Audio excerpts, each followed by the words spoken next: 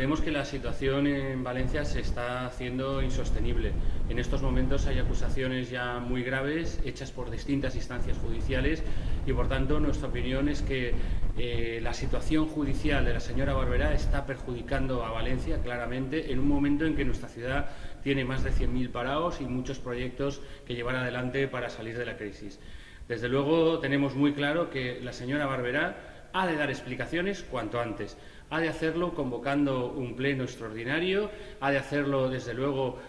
poniendo en marcha una comisión de investigación como le hemos solicitado en distintas ocasiones y, por tanto, las cosas no pueden seguir como están. En el caso de que la señora Barberá no quiera convocar ese pleno extraordinario para dar explicaciones, porque creemos que es muy importante en estos momentos, el Grupo Socialista tomará la iniciativa de, utilizando todos los recursos y las normas que existen en estos momentos en el Ayuntamiento de Valencia, va a pedir que se celebre ese pleno extraordinario, va a exigir que se celebre, porque lo que no pueden continuar los valencianos ni un segundo más es aceptando una situación en la cual la señora Barberá no da explicaciones de un hecho muy grave y de unas acusaciones muy graves que implican, desde luego, a toda la ciudad de Valencia y que perjudican su imagen y que perjudican, además, el momento en el que estamos, una respuesta importante a la crisis.